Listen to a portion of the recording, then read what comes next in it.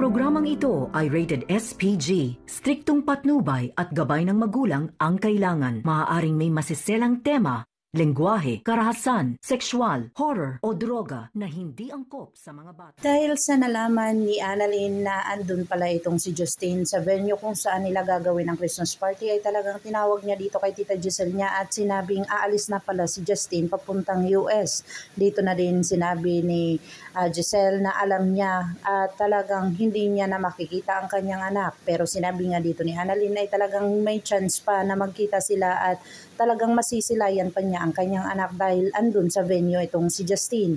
Agad-agad at dali-dali naman sila ni Dr. RJ Tanyag, Giselle, papunta doon sa venue pero hinarangan sila ni Eric dahil sa ayaw na din ni Eric na masira ang mood ni Justine dahil sa pagpe-perform nila doon sa party. Pero pinakiusap nga ni Eric na wag muna magpakita si Giselle para hindi daw masira ang party na kung saan ginagawa nila ito para sa mga kabataan. Dito na talaga nagtago itong si Giselle pero tuwang-tuwa itong si Giselle na makita ang kanyang anak na masaya at talagang porsigido ito na makausap at talagang manghingi ng sorry dito para sa kanilang future. Dito na nga talaga nakita ni Justine itong si Giselle kung saan pinagalitan niya itong si Annalyn at kinumpronta niya ito.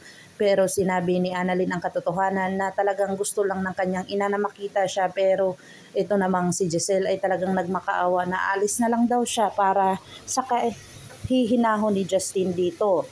Pero ito nga si Justine ay talagang sinabi niya kay Giselle na wag nang umalik, wait lang daw na kung saan ito na nga kaya ang magbibigay kay Giselle na magkabati sila ni Justine. Pakakabangan natin ang mga susunod pa na episode na ito. Ang abot kamay na pangarap. If you like my story, please like, share, and subscribe para ma-update po kayo sa mga susunod pa. Yun lamang po at maraming salamat.